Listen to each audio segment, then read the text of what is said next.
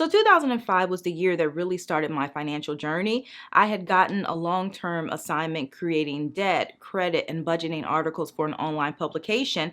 And because this was my first personal finance writing gig, I was researching a lot of those topics for the first time. And from my research, I quickly realized that a lot of what I was doing with my money was wrong. It opened my eyes to a completely different way of managing finances, and I wanted to learn more, so I continued to educate myself and get advice through articles and blog posts. But even though I've taken in so much information over the years, certain pieces of advice have had a bigger impact on my life than others.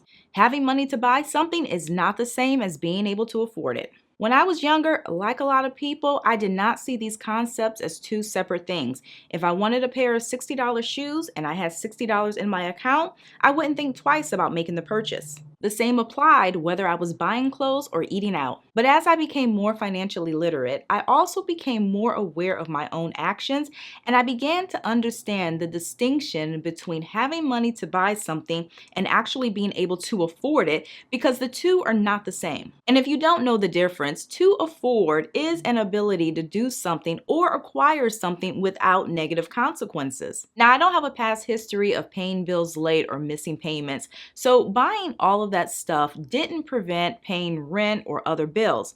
But that doesn't mean that there weren't negative consequences, because what it did prevent was me being able to save as much as I could. Learning about money forced me to take an honest look at my finances and not only acknowledge what I was doing, but also what I wasn't doing. And the reason why I didn't have a real savings at the time was because I was buying stuff that I technically couldn't afford.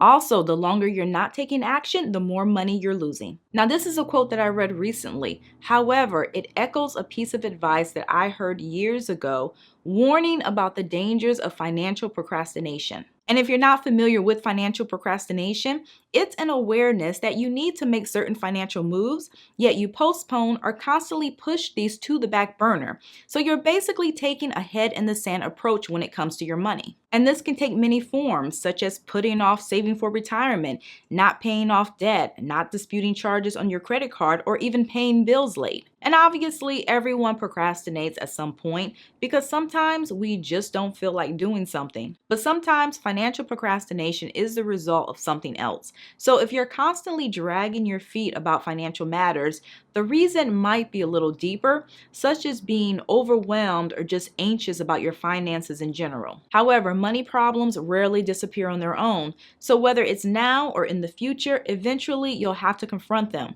Just know that the longer you wait to deal with certain issues, the more it can cost you. Also, less is sometimes more. And I do feel that more and more people are starting to understand the power behind this statement, but there are a lot of people who still think that having more or having something that's bigger automatically makes it better. As I've gotten older, I've gained a greater appreciation for the simple things and living with less. And I've learned from experience that living simple can make life less stressful, which can then make it more enjoyable. There's less clutter, less to maintain, more space, fewer distractions, and there's more money to save and do the things that are important to us. But unfortunately, some people mock the concept of simplicity. And to give you an example, earlier this year, I saw someone doing a home tour of a condo that they recently purchased. And the place was really nice, the video was nice, but let me tell you, some of the comments that people were leaving on this person's video were so ridiculous.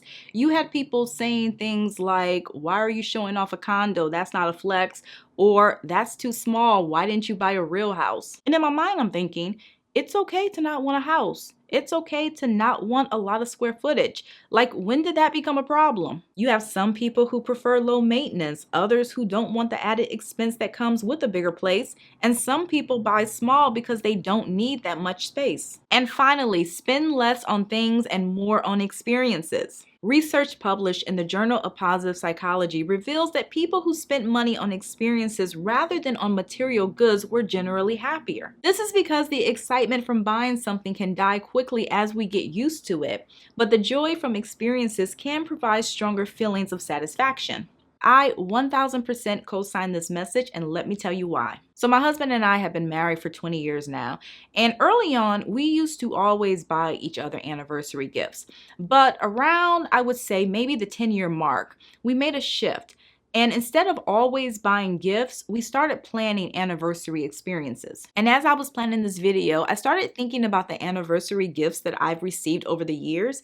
And oddly enough, I couldn't easily recall all of the presents, even though these were items that I pretty much picked out for myself. But when it came to the experiences that we had, I had a much easier time creating a list. Now, I'm not saying that you should stop buying your significant other presents or that you should stop buying things for yourself. However, what I am suggesting is that if you are looking for more satisfaction in life, instead of buying so much of stuff that might not add any real value to your life, take that money and use it to create memories or to have shared experiences with the people who matter to you. Keeping in mind that these experiences don't have to be expensive. You can visit a national park or a state park. You can go kayaking or whale watching or plan a paint night or go to a concert. The point is to switch it up from time to time, because by doing so, material things may become less important. That's all that I have for you guys today. Don't forget to like, comment, and share, and also subscribe if you like personal finance and you want to see more videos like this. I typically post every weekend, so thank you again for watching, and I'll see you in a few days.